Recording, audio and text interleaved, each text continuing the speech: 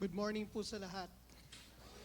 Tayo po'y manalangin. Panginoon, pinupuri namin kayo dahil kayo ang dapat bigyan ng luwalhati.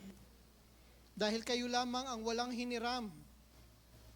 Anumang talento meron kami, anumang kagalingan, lahat ng iyan ay hiniram namin sa inyo. Kaya wala kaming karapatan na tumanggap ng papuri. Pero kayo lamang po, you are the source. That's why we give you praise. Kaya karapat dapat kayong papurihan, sambahin. Salamat na ibinigay ninyo ang Panginoong Jesus upang aming maging punong saserdote. Salamat sa pagbigay ninyo ng aklat ng Hebrews na siyang magpapaalala sa amin na tama dapat ang aming focus namin sa inyo, O God. Ingatan niyo po kami sa pagtalakay ng inyong salita. Manggaling sa inyo lahat ng masasabihin. Kayo, Panginoon, ang manguna, O God. Let the light of your Holy Spirit lead us. And speak to us beyond what your speaker is able to give. Let your Spirit work in our hearts, O God, through your word. All these we pray in the name of the Lord Jesus Christ. Amen.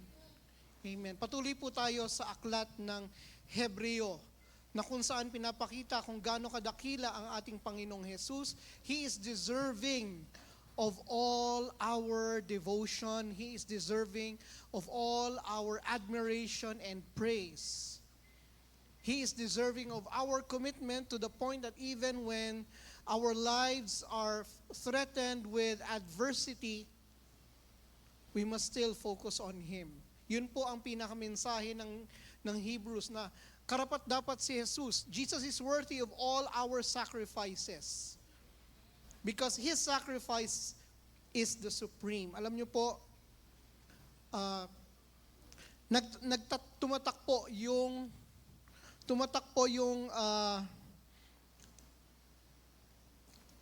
po sa akin yung sinasabi sa aklat ng Hebrews na Jesus Christ is preeminent, Jesus Christ is supreme. At sa pagkakataon po na ito, pag-aaralan po natin na Jesus is our sympathetic high priest. He is greater than all other priests and high priests.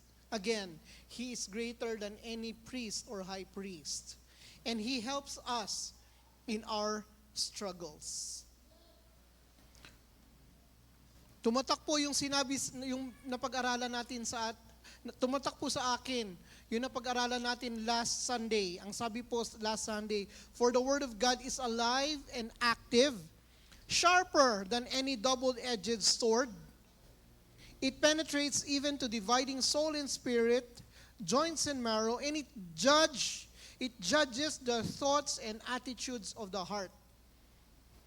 Ang mga tao po, kapag ginajudge nila, hinahatulan nila ang mga tao, ang pwede lang nilang magawa ay tingnan yung ikinikilos ng tao. Pero ang salita ng Diyos, hindi lamang yung nakikita sa labas, nanunuot pa sa mga iniisip natin, sa puso natin. Kaya po, yung mga taong naniniwala na kapag namatay ka, susukatin yung mabubuting ginawa mo at saka masamang ginawa mo. Kapag mas mabigat yung mabubuting gawa mo kaysa masamang gawa mo, pupunta ka sa langit. Pag sinukat yung mabubuting gawa mo at masamang gawa mo, pag mas mabigat yung masamang ginawa mo, sa impyerno ka pupunta. Talong-talo ka po lagi. Kahit ganun yung pananaw mo. Dahil hindi mangyayari na mas mabigat yung mabubuting gawa mo kaysa sa masasamang ginawa mo. Dahil po sa ating mga iniisip. Alam niyo po ba, kapag nag-isip ka ng masama sa kapwa mo, ito ay tinuturing na kasalanan, masamang gawa. Pero kapag nag-isip ka ng magandang bagay tungkol sa kapwa mo, hindi yun tinuturing na mabubuting gawa. At gaano karami ang iniisip natin na kapag isip tayo ng masama sa kapwa natin sa bawat isang araw. Napakarami. Kumpara mo yun, itumbas mo yun sa nagawa nating mabuti. Ano po? Walang-wala talaga, talong-talo talaga. Ano po? Nothing in all creation is hidden from God's sight.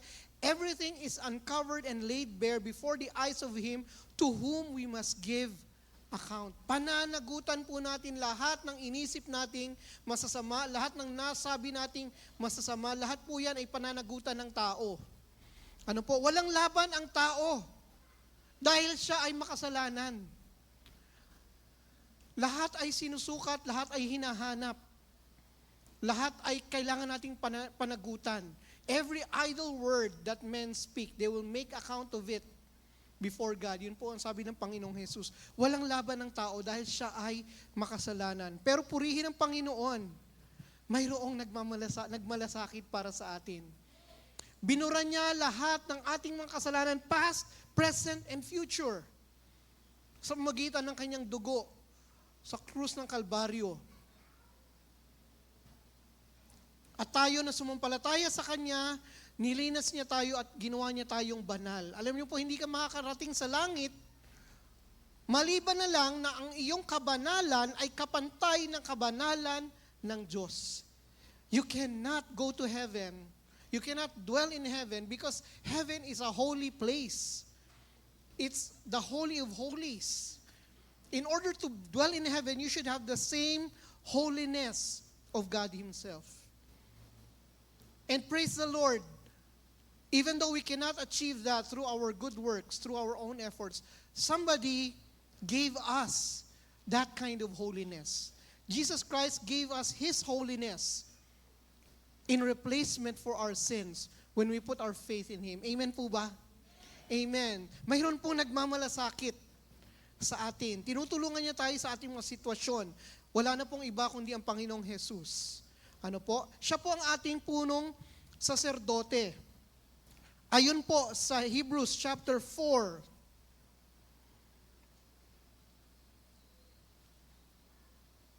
Sa aklat po ng Hebreo, kapitulo 4, Hebrews chapter 4.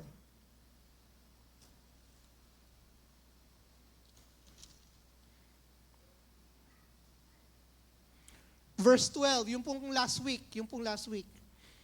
For the word of God is alive and powerful. It is sharper than the sharpest two-edged sword, cutting between soul and spirit, between joint and marrow. It exposes our innermost thoughts and desires. Nothing in all creation is hidden from God. Everything is naked and exposed before His eyes, and He is the one to whom we are accountable. Patay. Walang laban. Kaya nga po ang sabi sa verse 14, so then, since we have a great high priest who has entered heaven, Jesus, Son of God, let us hold firmly to what we believe. Nandoon po yung salitang therefore, nandoon po yung salitang so then. Ang ibig sabihin nun, dapat maging magalak tayo.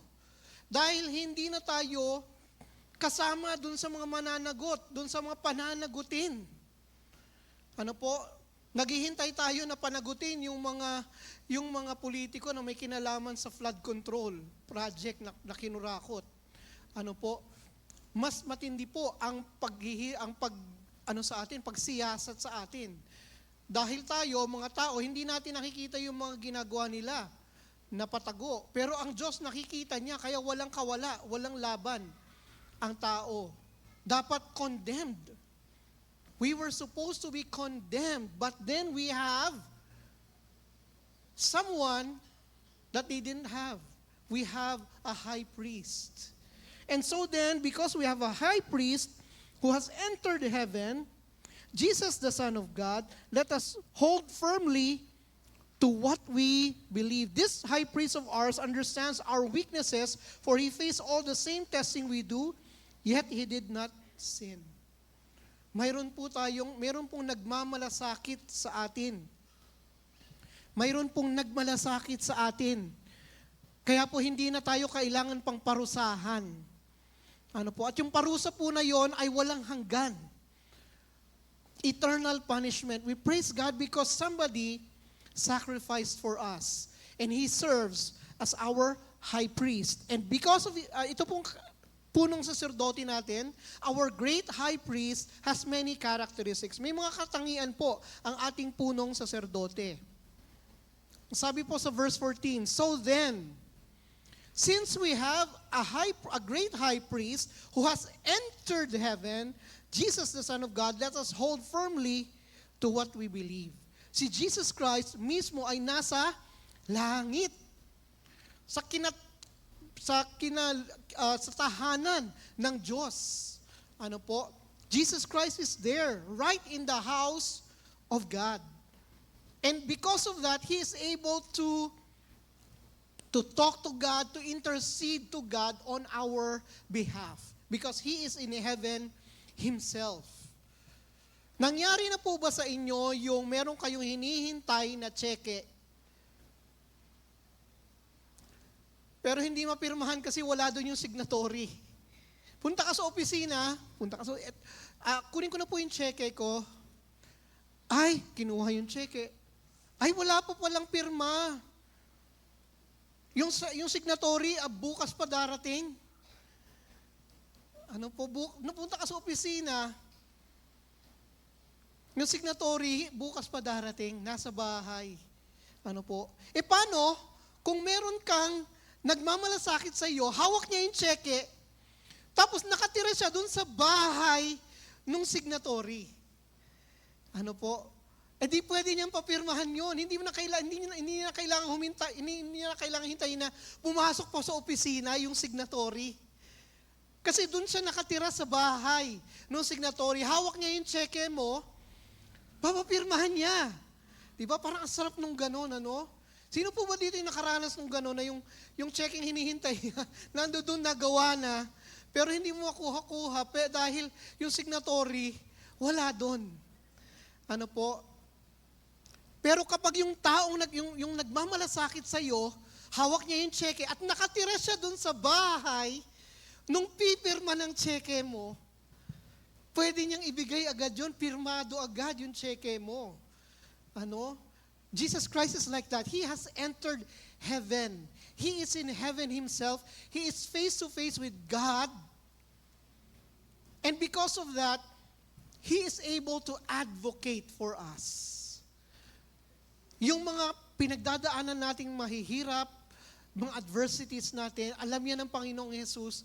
And because He is in heaven with God, He is able to advocate for us. Nangyari din sa amin, meron kami magaling na doktor. Ang galing ng doktor namin. Parang yung certification niya pang level ng Hong Kong, Kaso may mga pagkakataon, napupunta po kami sa clinic niya, may nilalagnat yung anak ko, wala doon yung doktor. Ay, sorry po, nagra-rounds pa po yung doktor, nagra-rounds pa po si doc. So nandoon siya sa ospital, nandoon yung clinic, wala siya. Kaya bagamat napakagaling niya, hindi pa siya available. Medyo naghihintay pa kami.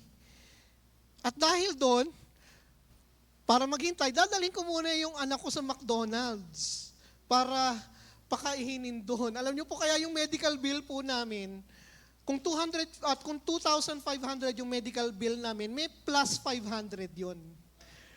Kasi kasama sa medical bill namin yung kain sa McDonald's. Para yung mga anak ko hindi mainip. Pero kung yung taong nagmamalasakit sa iyo, kasama mo talaga, napakadakila ng sitwasyon mo. Ito pa po.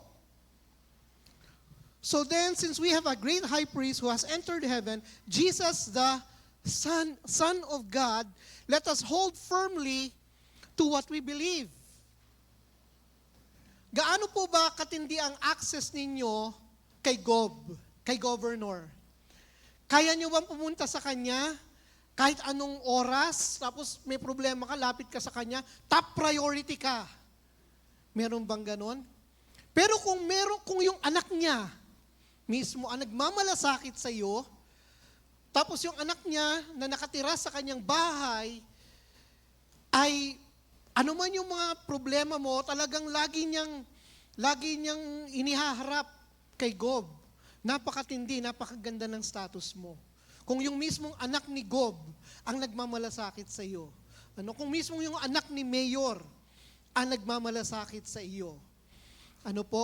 Dahil siya mismo yung mismong anak ang nagmamalasakit sa iyo, isn't that such a great thing?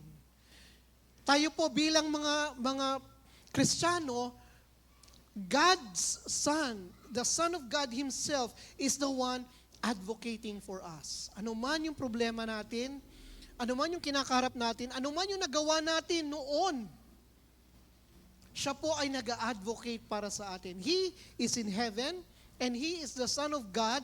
He has a great privilege. Kapag siya po ang nagsalita, nakikinig talaga ang Diyos. Because He is the favored Son. He is the favored one of God. And the favored one of God has us in His mind. Biro mo yun? Siya yung paborito ng Diyos. Siya yung pinakamahalaga sa Diyos.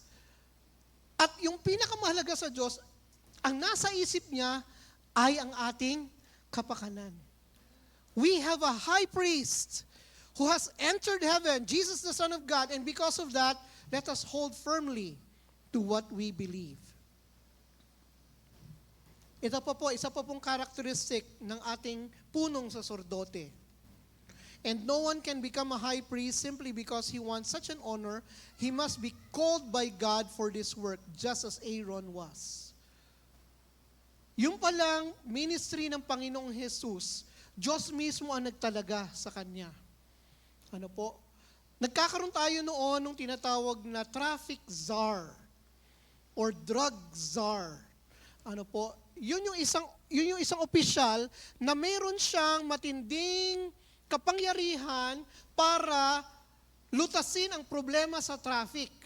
Binigyan siya ng sangkatutak na kapangyarihan para malutas niya ang problema ng droga. Yan po yung drug czar, yan po yung traffic czar. Pinili para siya ang lumutas ng mga problema. Ang Panginoong Jesus, pinili po siya ng Diyos. He was called by God in order to help us. Imagine how much God loves us so much. Napakatindi ng pag-ibig ng Panginoong Jesus. Alam niyo po yung sinasabi na pag-ibig ng Panginoong Jesus, para bang masyado ng sa atin, sanay na sanay tayong makinig to the point na nawawala na yung malalim na kahulugan. Ano po? Familiarity breeds contempt. Ika nga. God loves us so much. We need to think about that all the time. And it should influence everything that we do. It should influence every attitude that we take.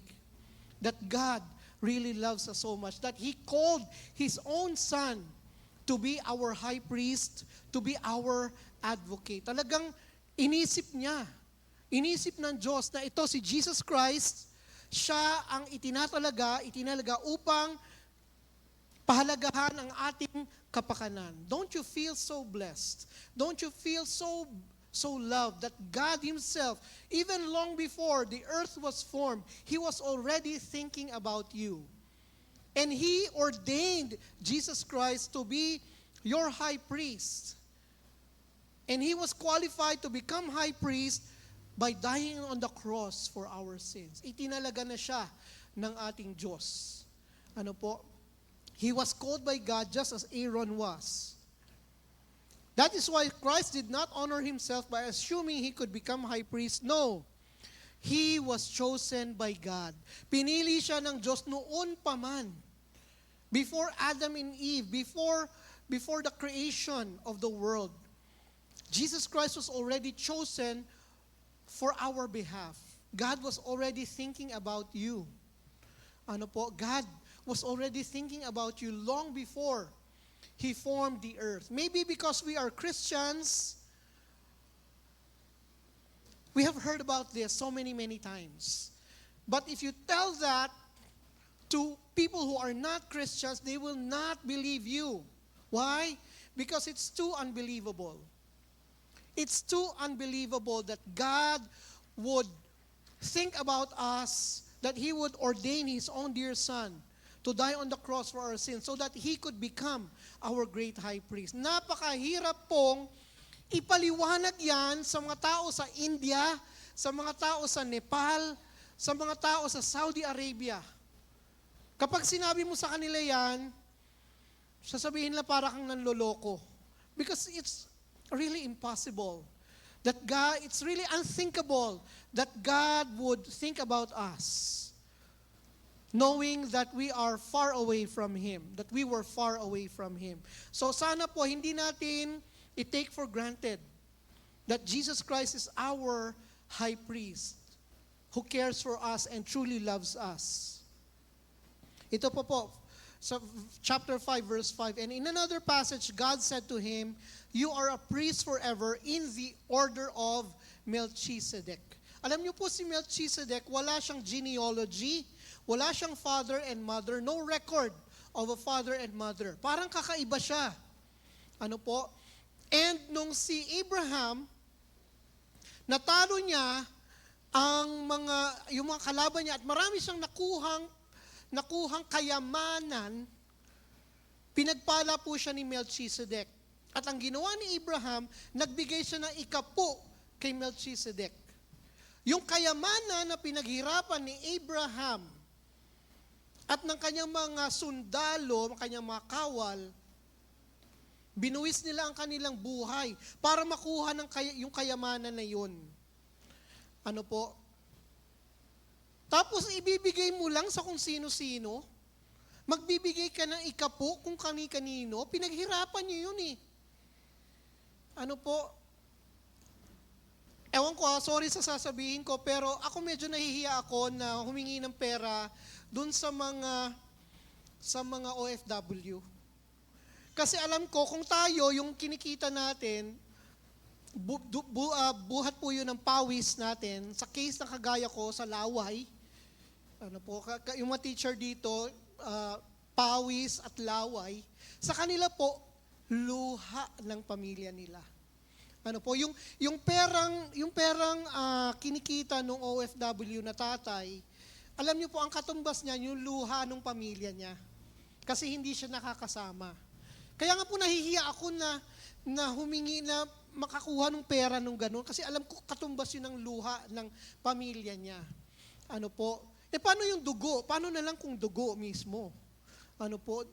Dugo ng mga kawal, dugo ng mga kawal ni Abraham. Yung kapalit ng kayamanan na binigay niya. Siyempre, hindi mo ibibigay yun kung kani-kanino lang.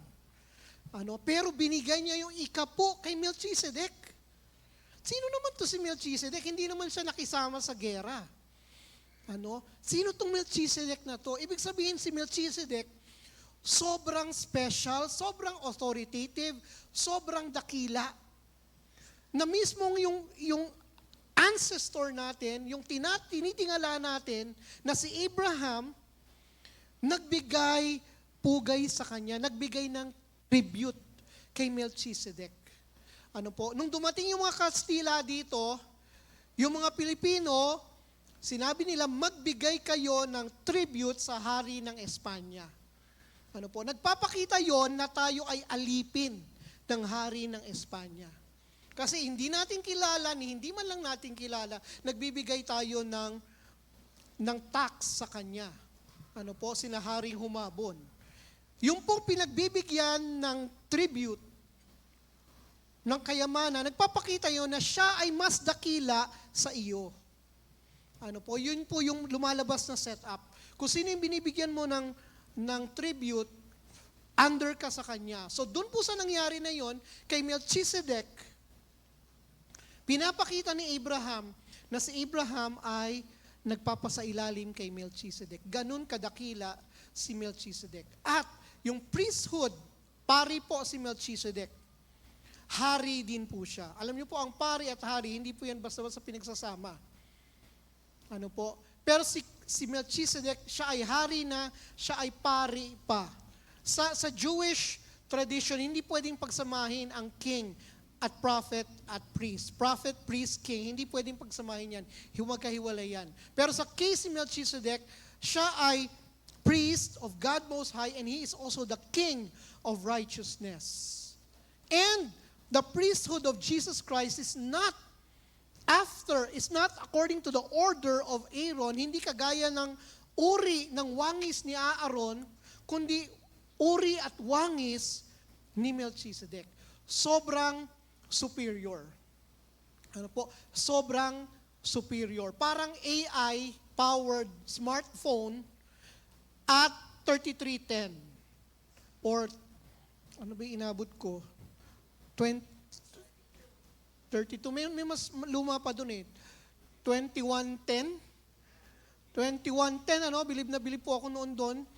Pero sobrang superior yung smartphone kaysa sa 2110. Sa 5110 pala, sa 5110.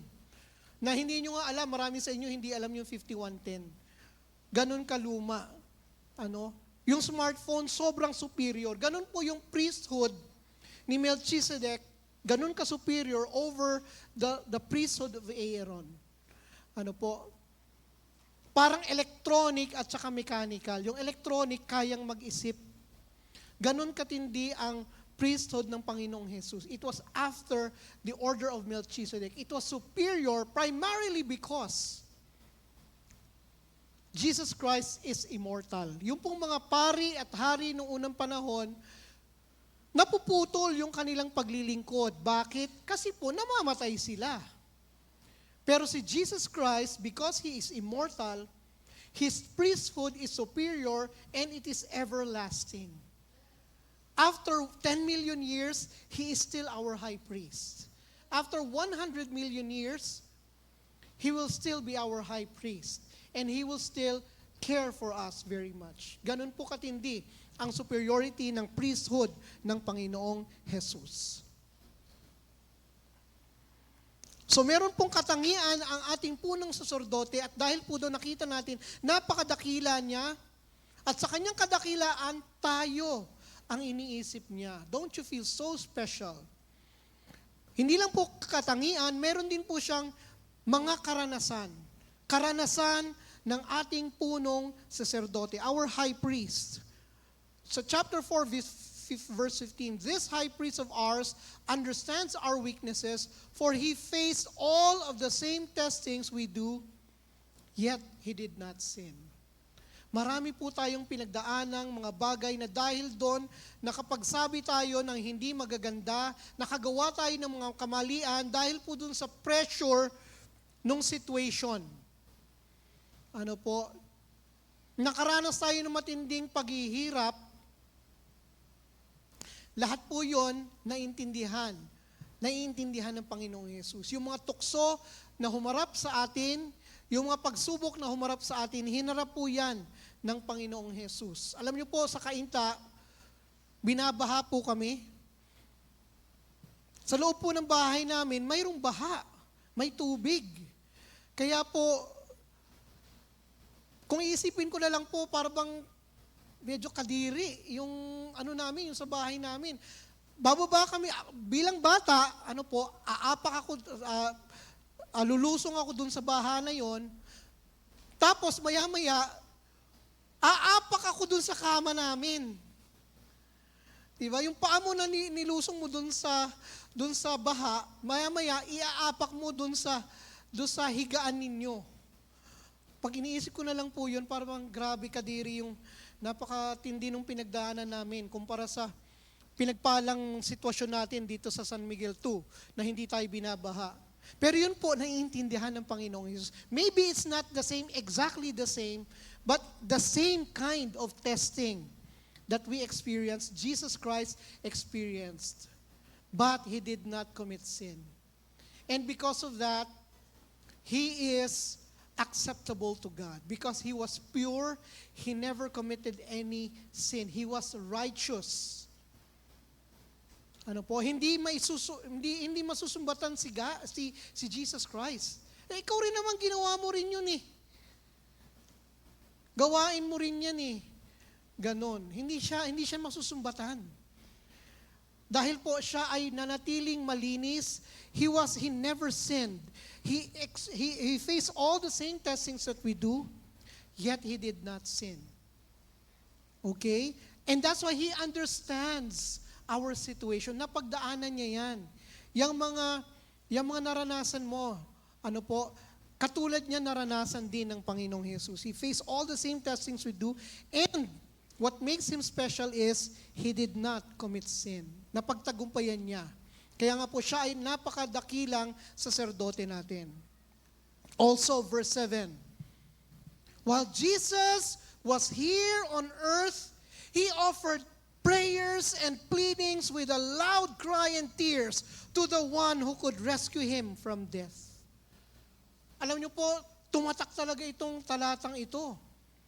Ang Panginoong Jesus, nung nandito siya, marami siyang pinagdaanan. At dahil doon siya ay dumaing sa ating Diyos. Ang Panginoon Jesus pala ay dumaing sa ating Diyos.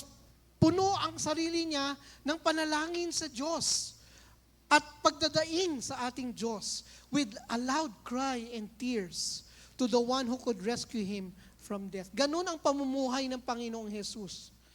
Napakatindi ng pinagdaanan niya para sa atin. Napakatindi ng pagdulog niya, napakatindi ng pagdaing niya sa ating Diyos bilang isang tao. Hindi siya yung paisi-isi yung buhay. Noong nagpunta po siya dito, hindi pa easy-easy ang buhay niya.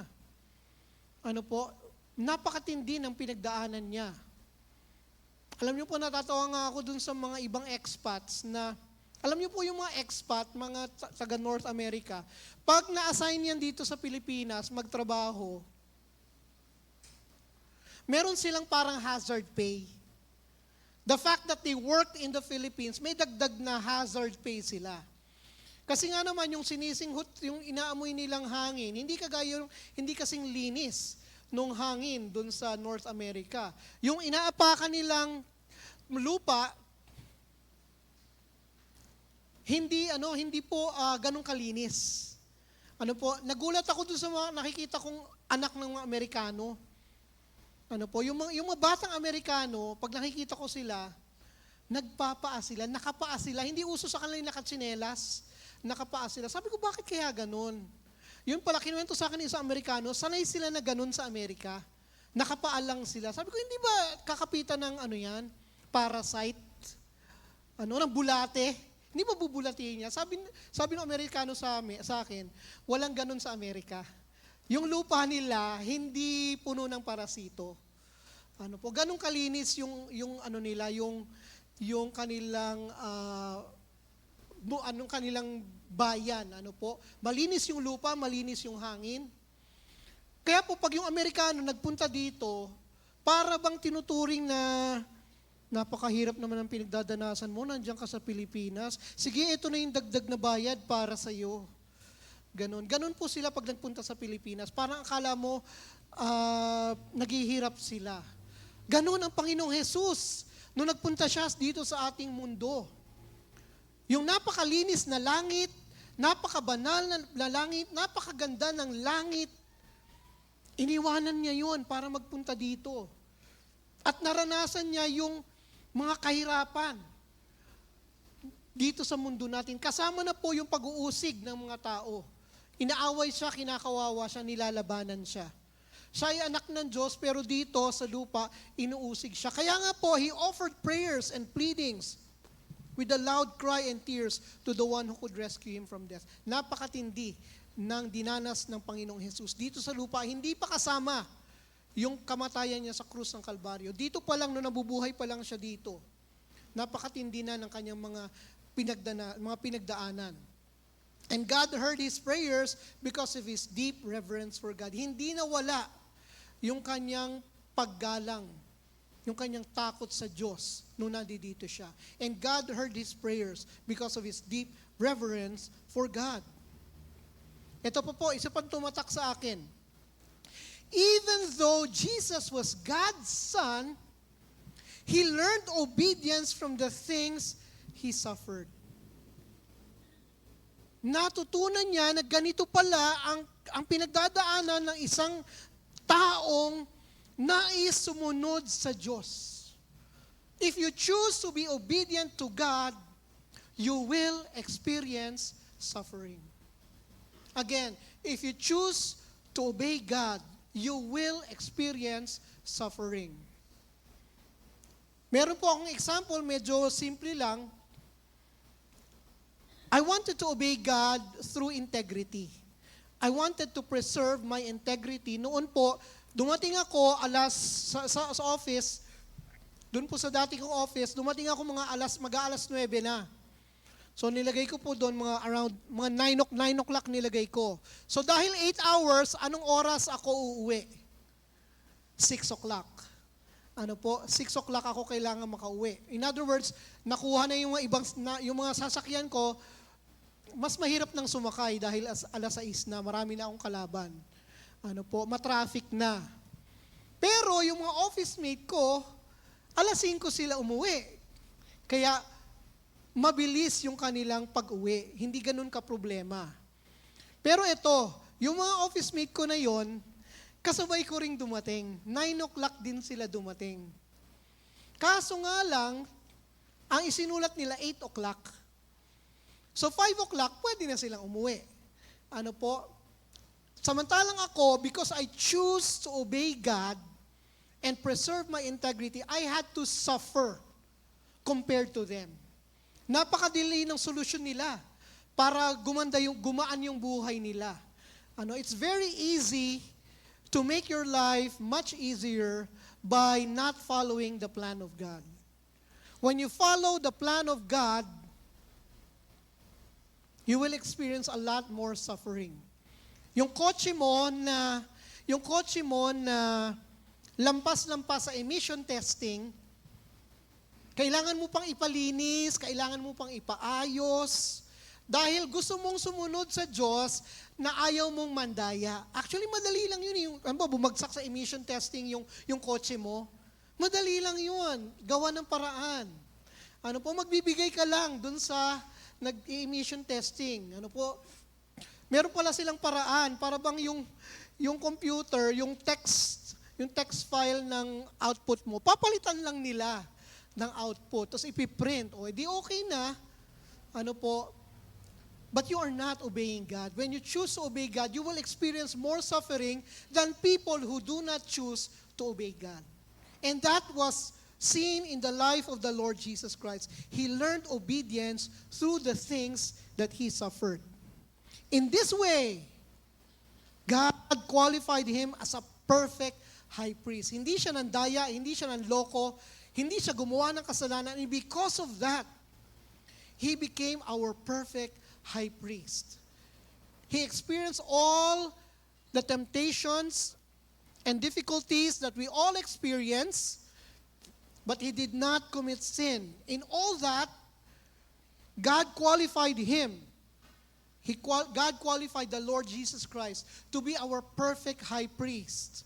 Kaya nga po ang Diyos, kapag si Jesus Christ, idinulog niya yung problema mo, nakikinig ang Diyos. God is listening to the Lord Jesus Christ when He tells God about your problems.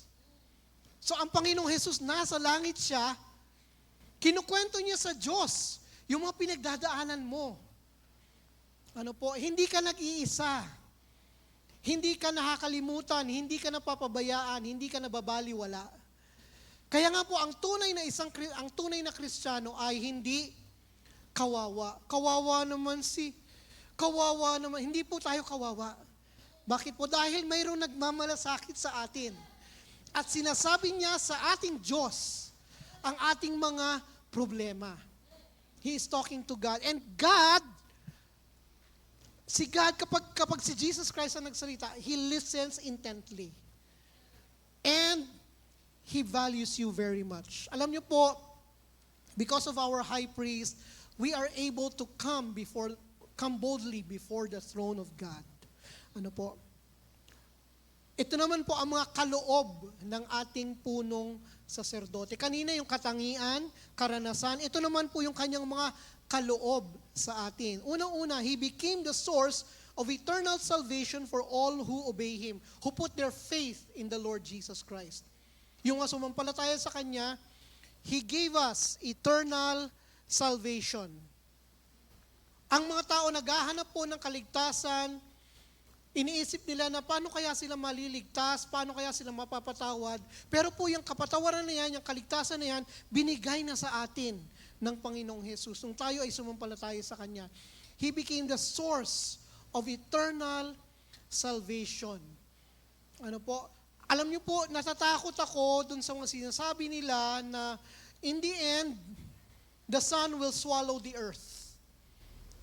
In the end, the sun will, when it becomes a supernova, it will swallow the earth. Kawawa naman tayo kung nabubuhay pa tayo noon.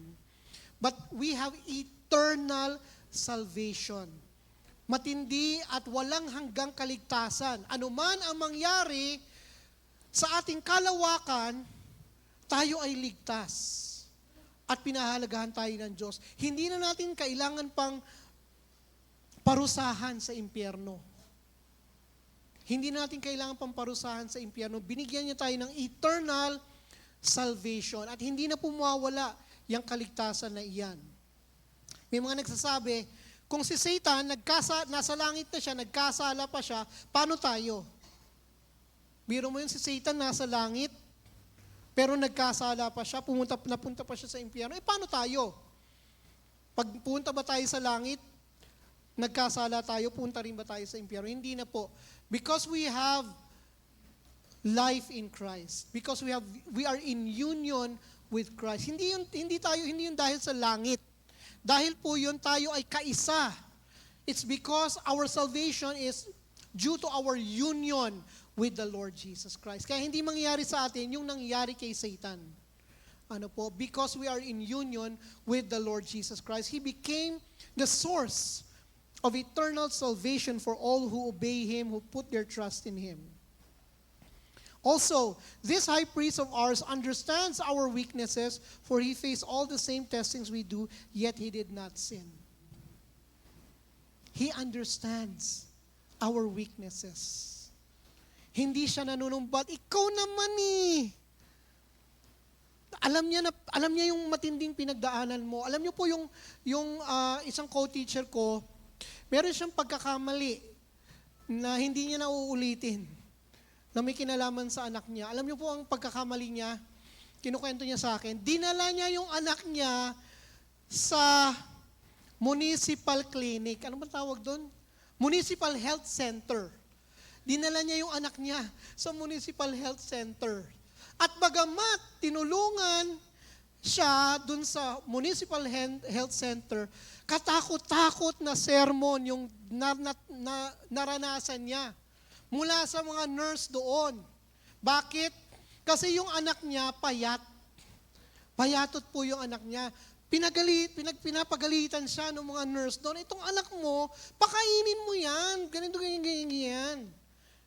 Ano po, bagamat tinulungan na siya, meron pang sumbat, meron pang sermon. Hindi ganun ang Panginoong Jesus sa atin. He does not chide us after our sins. Ano po? He does not chide us. Basahin niyo po yung Psalm 103. Napakagandang salmo. Ano po? He doesn't chide us according to our sins, but He forgives us of all our sins. Yung pong co-teacher ko na yon, payat po yung anak niya, pero hindi sakitin. Kasi po yung anak niya, hindi niya pinaiinom ng mga gatas na galing sa baka na may mga dagdag na chemical. Yung pong anak niya, ang pinapakain niya po ay gulay. Kasi po siya ay taga-norte. Ibanag po siya. At yung mga taga-norte, alam niyo po, mahilig sa gulay ang mga yan. Ano po, mahilig sa gulay. Kaya yung anak niya, vegetable eater. Ano po, kaya nga naman pag ang kinakain niya ay gulay, dahil vegetable eater siya, payat siya pero hindi sakitin. Yun nga lang, hindi yun nakita ng mga nurses. Kaya po, sinermonan siya ng napakatindi. Tinulungan pero sinermonan ng napakatindi. Pinaalala sa kanya yung mga kasalanan niya. The Lord Jesus Christ will not remind you of your sin. Hindi niya isusumbat. Di ba sa mga magkarelasyon, yun yung isang pinag-aawayan, yung sumbatan. Ganito rin naman yung ginawa mo noon eh. Ayan, okay. Pero si Jesus Christ, hindi niya tayo susumbatan. He understands our weaknesses. For He faced all the same testings we do, yet He did not sin. Are you feeling any special yet? Are you feeling any special yet? That you have somebody who really cares for you?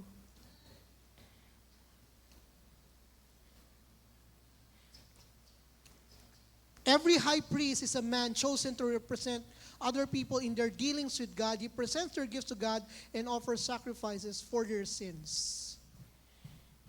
Alam niyo po, tayong mga Pilipino, ugali po natin yung kumukuha tayo nung mag-advocate para sa atin.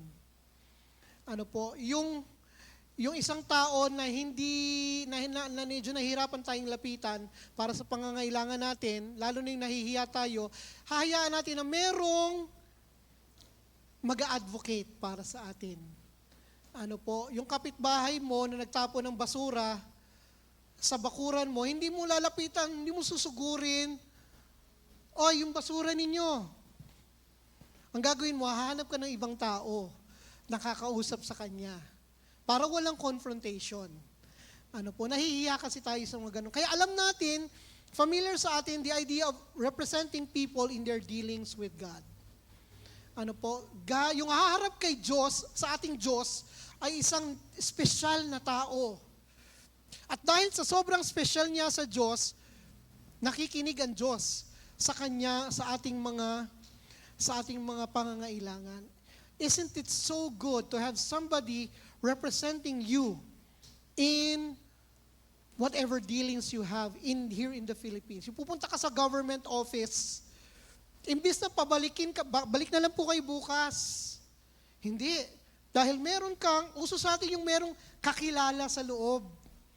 Meron ka bang kakilala dyan na mag-advocate para sa atin, para yung problema natin, yung papeles natin, maayos na agad? That's very familiar to us. And we have a great high priest who represents us in our dealings with the highest officer in the entire universe. And He is the one who takes care of us. Ano man yung problema mo sa papeles, siya ang bahala. Ano man yung kulang mo na requirement, si Jesus Christ ang bahala. Ano po, alam niyo, di ba nakakapagod yung yung mga requirement na galing naman sa gobyerno. Ito yung naiinis ako galing naman sa gobyerno, tayo ang magbibigay. Hihingan tayo ng ganitong papeles. Saan kukunin yung papeles? Doon din, sa opisina nila. Bakit hindi nila pwedeng ibigay na lang yung numero natin, yung SSS number natin, yung pag-ibig number natin, sila na lang ang humanap. Tingnan nila sa database nila.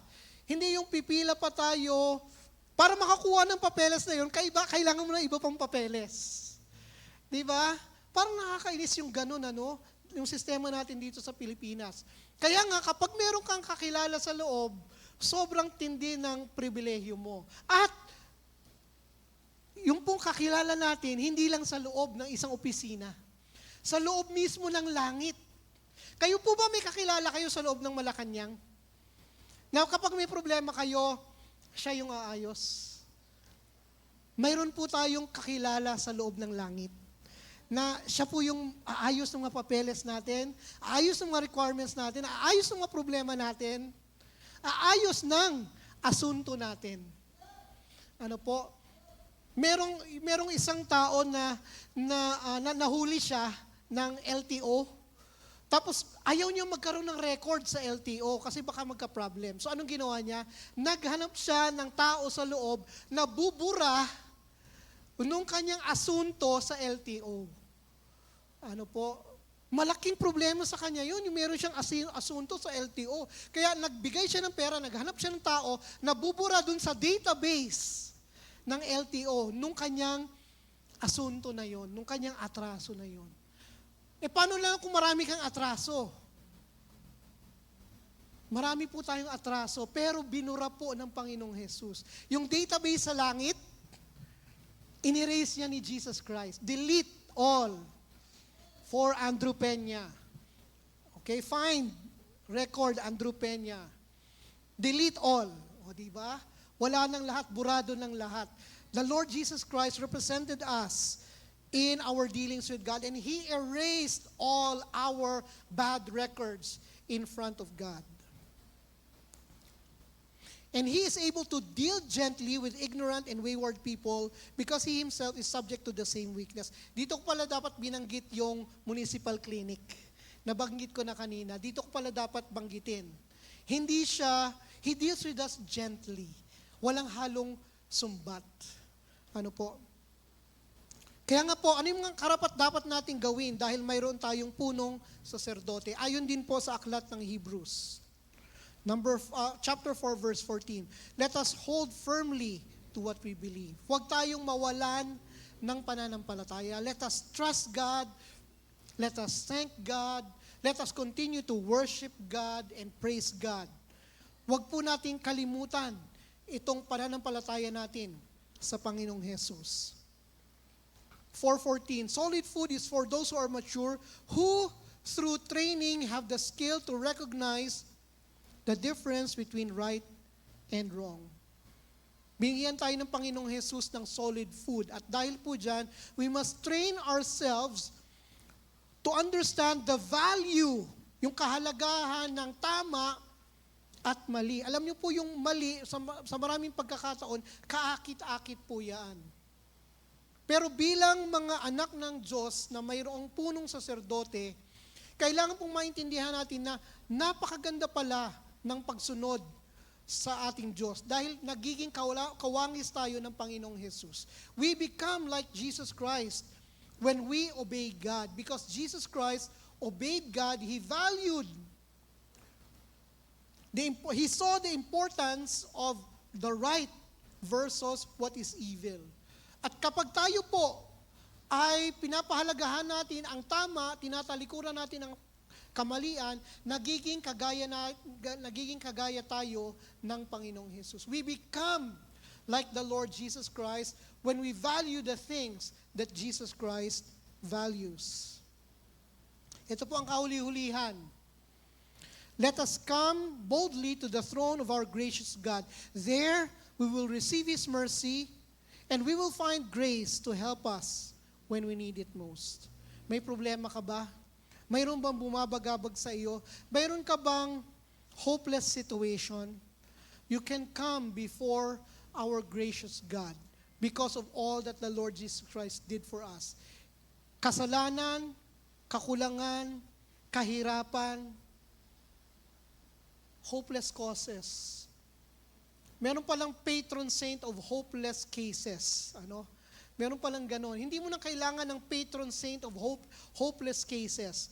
You can come before God because of the Lord Jesus Christ. Ano man yung kinakaharap mo. Alam niyo po, noong 2023, yung nanay ko po ay nagkaroon ng matinding stroke. At dahil po dyan, dun sa stroke niya, nagkaroon siya ng sugat sa ulo, sa kanyang blood vessel na ang haba ay 1.5 centimeters. Kung ikaw ay magkaroon ng 1.5 centimeters na sugat sa balat mo, napakatindi na nun. 1.5 centimeters, sa balat pa lang yon. Paano na lang pag sa utak? Kapag yung sugat mo sa yung gash sa utak ng isang tao ay 1.5 centimeters, lalabas doon yung dugo. At mapupuno ng dugo yung brain. At lalong magpapalala yun ng situation. Kasi yung oxygen hindi na nakakapasok. Kasi nababarahan ng tumagas na dugo. It was a hopeless case. But we asked the Lord, Lord, bigyan niyo po kami ng pagkakataon sa aming nanay.